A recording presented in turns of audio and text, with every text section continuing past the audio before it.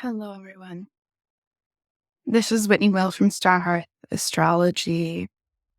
And I'm going to do is to talk about the entrance into eclipse season this fall and some of the things that we might be experiencing, and to extend to you the invitation to listen and experience the path of your life in a really heartfelt way through these eclipses, which are so often portals or transitional phases into new chapters of our lives. That's what we're doing today. And thank you for being here. The coming eclipse season. If you have been having really intense dreams, if you have been having deeper conversation, if you have been being pulled inwards to reflect on big themes and big storyline in your life in the last week or so, especially since the Virgo new moon on September 2nd, you are in the right place. We are being carried by the undertow into eclipse season. Eclipse season is a soulful time of beginning and ending, where we hit many moments of change, where we come to the crossroads, and our dominant ways of thinking and ways of seeing things have the opportunity to shift in such a way that changes that we have known intuitively are coming can manifest. Changes that we have been avoiding taking action on, suddenly the sense of blockage can be released, and we can move forward into these new iterations. We are also stepping into a new eclipse cycle that will be a very long eclipse cycle. We will have 2 eclipses as part of this eclipse season. The first, which is our entrance into a new eclipse cycle, is on September 17th. It is a lunar eclipse in the sign of Pisces. The second eclipse will be the October 2nd eclipse, a solar eclipse in the sign of Libra. This will be our last solar eclipse in Libra until we start having eclipses in those signs again. We'll have one more eclipse in Aries in the spring. But this one is our final Libra solar eclipse. Both of these are potent. This Pisces eclipse at 25 degrees of Pisces, in some ways, is about touching into the deep feeling parts of yourself and the kind of wave breaking over them. This eclipse is conjunct Neptune. And I think that it's really this kind of almost like a swan song of Neptune and Pisces, which we've had since 2011. These eclipses in Pisces and Virgo will really help wrap up and not contain necessarily, but show what has happened with Neptune in Pisces, as Neptune will leave Pisces during this eclipse cycle into the new territory of Aries. How we learn Neptune lessons is the kind of dissolving of the ideas of separateness. It's dreamy, so I expect that this one, but the others as well, will be quite potent in the dream world, in the visions, in the kind of heightened intuition that can happen around eclipse season. And so it'll move through that. During the eclipse, Venus, who is towards the end of Libra, will oppose Chiron.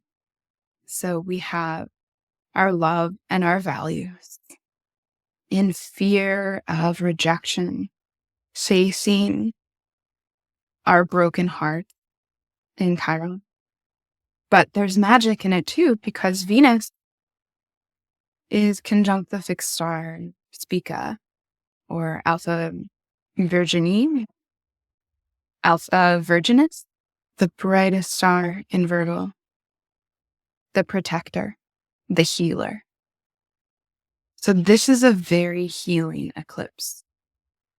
And the first part of healing is examining the wound.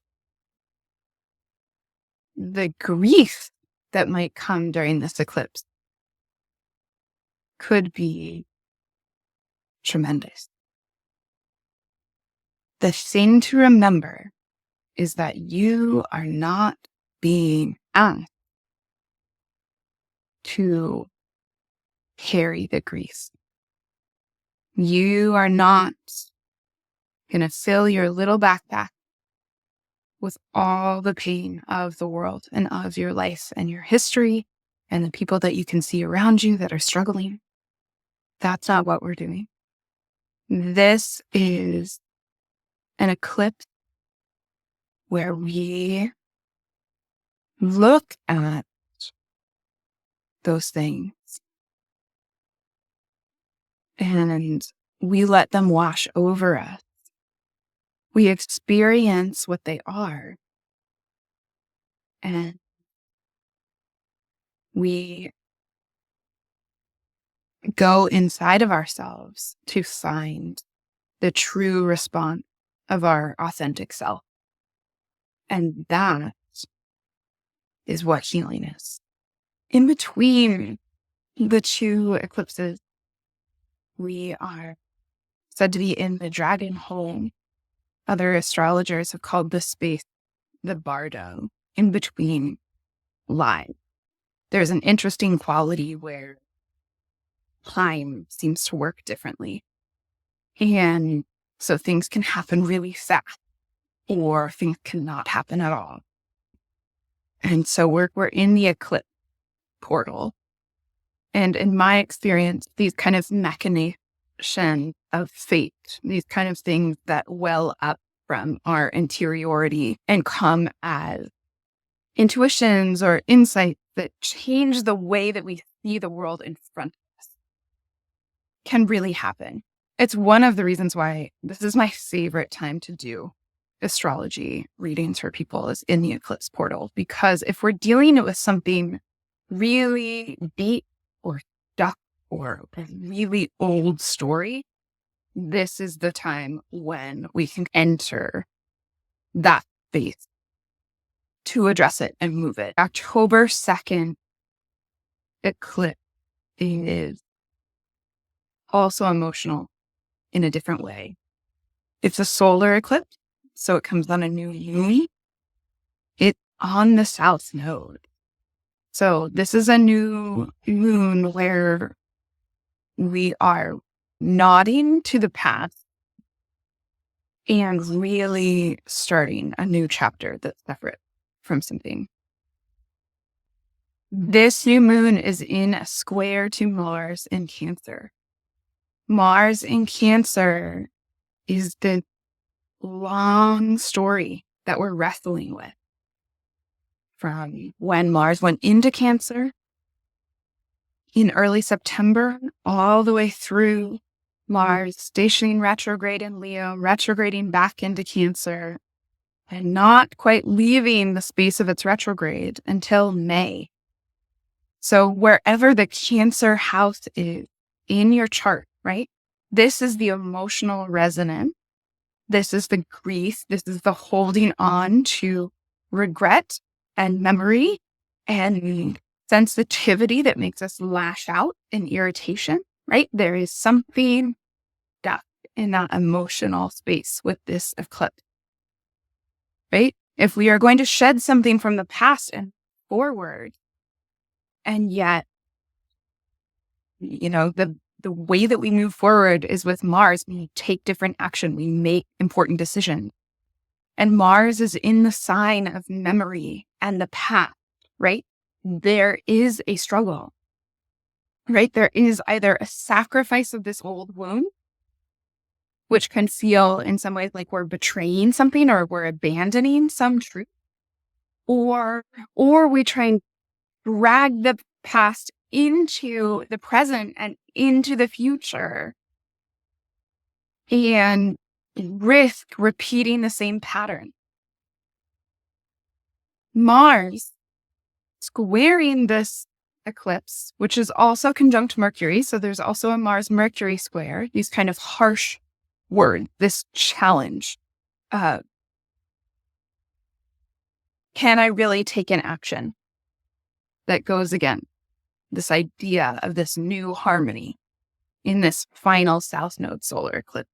Mars itself is in a more or less grand water trine with Venus in Scorpio and Saturn in Pisces.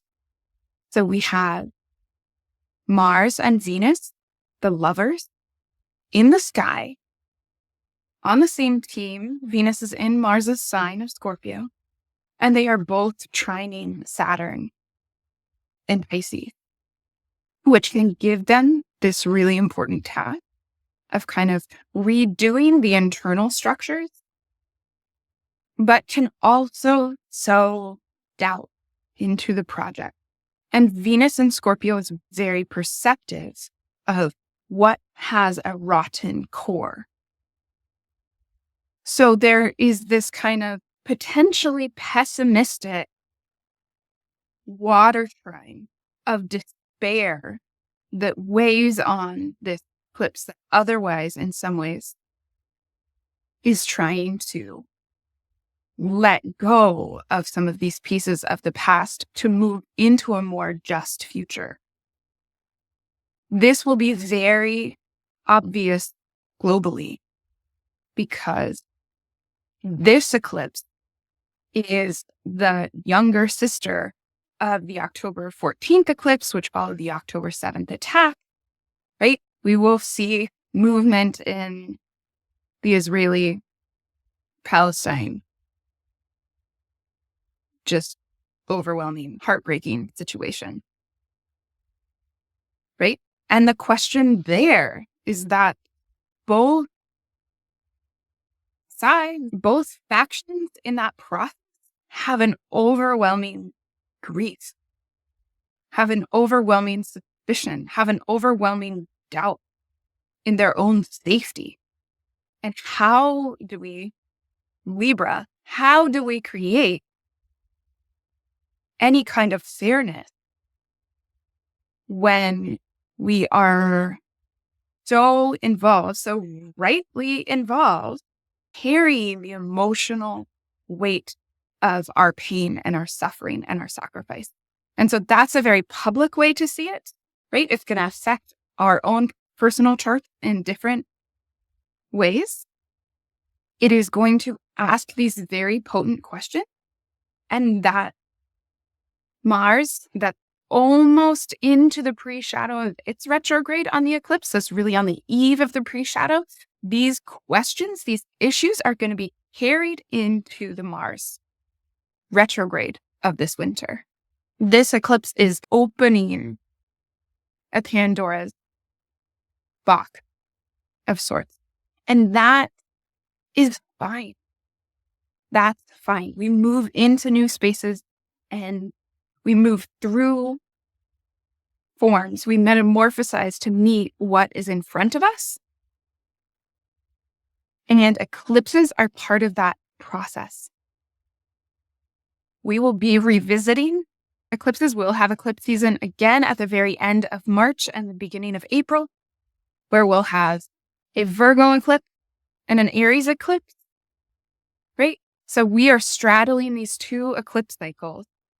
The Pisces Virgo, what do we have faith in? What do we do about? How can we take these kind of small things? How do we heal the world? Really one of the questions of Pisces and Virgo. Do we do it in small, concrete, daily ways of Virgo, or do we do it by realizing the illusion of our separateness with Pisces? The answer of astrology is always both. Both. And then this Aries Libra eclipse cycle. How are we responding to the other and also living out the authentic expression of the self? How do we create justice and fairness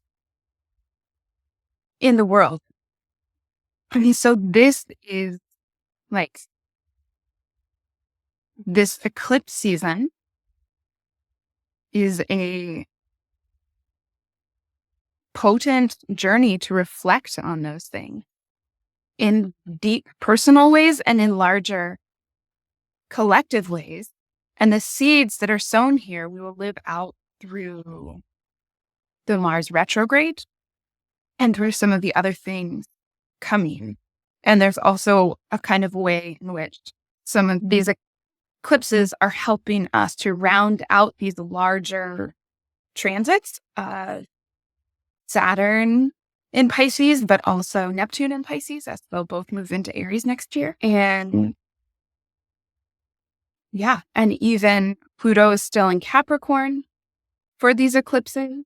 Uranus is in Taurus. Both of them will change.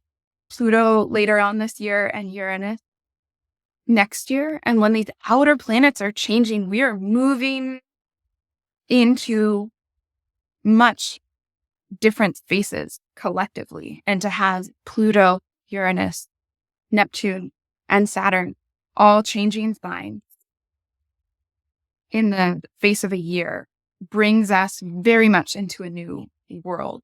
So these eclipses are also, right, they are final snapshots of the old.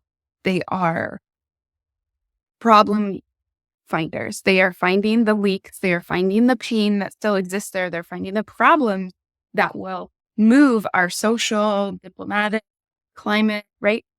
It is going to push our formulation of these problems into different contexts that are reflected by the changes in the outer plane. Potent times ahead. Be well, take care of yourself. You don't have to do all the work, right? Observing yourself, your inner life, your exterior life, your relationships, waiting to be moved internally before you take action. That is not avoidance, right?